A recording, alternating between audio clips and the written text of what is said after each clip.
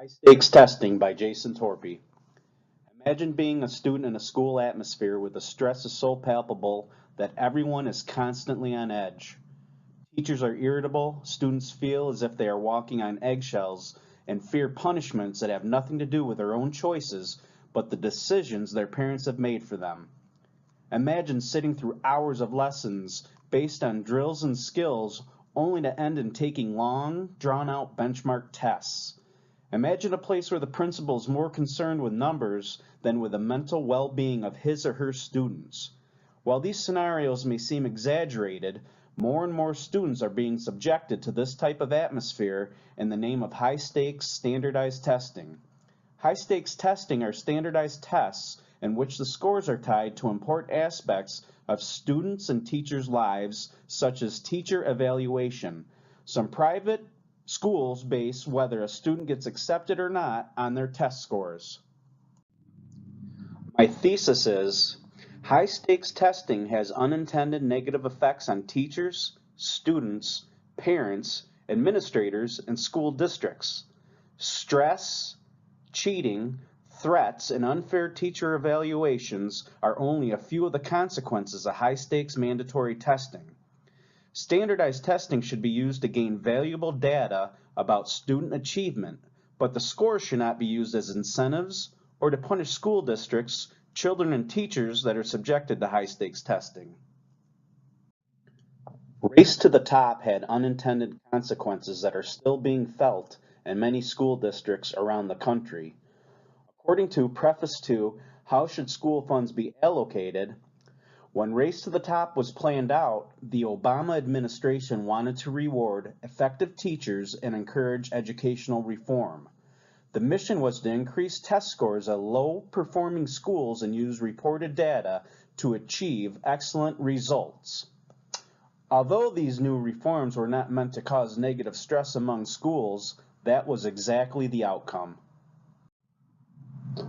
Although Race to the Top is no longer in effect, stressful standardized tests are still part of children's educational experiences. Parents all over the country are still opting their children out of standardized testing as they were when Race to the Top was still in effect. According to SoloCheck, a mother from Florida tells of the anxiety and fear her son feels when he thinks about telling his teachers he is going to opt out of high-stakes testing. Her fifth-grade son gets tics and feels anxiety when facing high-stakes tests. Yet, he's equally nervous about telling his teachers he won't take them. A child should not have to be fearful in a school setting, especially when it was his mother's decision to opt him out. Florida is not the only geographic location where opt-outs are occurring.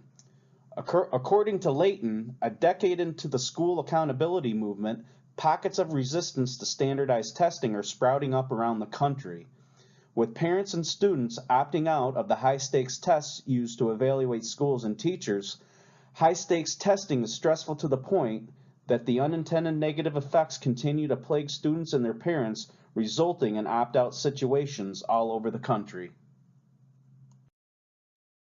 Sit and stare was a controversial punishment that was and continues to be implemented in several school districts. In these districts, students who have refused state testing or whose parents have refused to let their children take the test must sit and stare for the duration of the test. They are not allowed to read, do homework, or sleep. They must simply sit and stare. As reported by Strauss, sit and stare policies are enforced on those students whose parents have opted them out of taking a high-stakes standardized test. Kids are forced to sit at their desks and stare while their classmates take the test. This is an unfair punishment imposed by administrators to try to bully kids into taking the test. According to Strauss, other punitive acts by administrators against children whose parents have opted them out include giving them detentions if they don't come to school and isolating them from their class and forcing them to sit in the principal's office. Students have been threatened with unfair punishments for opting out of high-stakes testing. Many times, parents make the decisions for their children to opt out of testing. Instead of making efforts to discuss the situation with parents or to simply accept parents' decisions in their children's education, many schools are punishing students. While this type of punishment system was unintended by those who developed Race to the Top, it was and still is a residual effect of high-stakes testing. Opponents to the argument that parents are opting their students out due to stress feel that parents are uninformed and just following the crowd without really knowing why they are opting their children out. They feel that parents are not opting students out because they are concerned with children's anxiety and that teachers are teaching to the test. They are opting students out as a response to the New York State Union of Teachers and their public encouragement of opting students out as a response to Governor Cuomo's tying student scores to teacher evaluations. Opponents of opting out feel that parents were tricked into opting their students out for teachers to show Cuomo how powerful they are when threatened. According to Levy, Scott, and Jonah Edelman, 15 days prior to the 2015 state assessments, the New York State Union of Teachers publicly encouraged opt-out. Parents are being hoodwinked, and the New York State Union of Teachers is the single most influential force behind the push. While this phenomenon did occur, it is preposterous to think that parents would blindly follow a union because they are too ignorant to know better. Parents were upset by the unfair rollout of Common Core standards and their students being tested on such rigorous and new material. As reported by Levy, Scott, and Jonah Edelman, parents were frustrated by the rapid and unrealistic timetable for implementation of the Common Core state standards, the overemphasis on high-stakes testing, and the state's effort to capture and analyze student data without an adequate plan to assuage data privacy concerns. Pressure due to high-stakes testing has led many teachers to teach to the test, decreasing valuable instructional time and authentic assessment. When teachers are under pressure to have their students perform well on high-stakes tests, they often put aside hands-on authentic assessment and focus on strategies such as skill and drill worksheets to prepare students for standardized testing and its structure. According to PIHA, instructional time is a finite resource, and how that time is spent is increasingly determined by the way school funding is tied to test performance. Every teacher must make hard choices every day on how much time to devote to which aspects of the curriculum, and these days it only makes sense to spend time on what is tested. Sadly, teachers feel railroaded into strictly preparing for high-stakes testing. Whether the pressure comes from administrators or from the fear that low-performing students' scores will cause them to lose their jobs, many teachers have resigned to teaching the tests. Many teachers have reported that they are pressured by administrators to teach the test.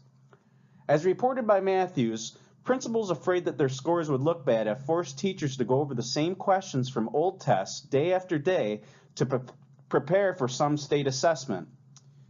PIHA affirms when teachers teach to the test, students suffer because their learning is not about them, it's about a test score. More teaching to the test, less teaching to the students. Today, teachers focus on contrived activities, sample test items, time pretests, and other test prep techniques, as opposed to research-based best practice methods. Teaching to the test is just another unintended negative effect of high-stakes testing that hinders the educational system, teachers, and students. Those who oppose the view that high-stakes testing has caused teachers to teach to the test argue that teachers are not really engaging in teaching to the tests. They claim that many teachers are not actually teaching to the test. Just because a teacher is preparing a student for a standardized test, it does not necessarily mean he or she is strictly using rote drills. According to Matthews, when we say teaching to the test, we should acknowledge that we are usually not talking about those drill fests. Rather, we often use the phrase to refer to any course that prepares students for one of the annual state assessment exams required under the No Child Left Behind Act. Despite this claim, teaching to the test has been reported by a plethora of students. Students report constant drilling and long and drawn-out practice tests. As reported by Layton, you've got drilling and benchmark testing every 6 weeks.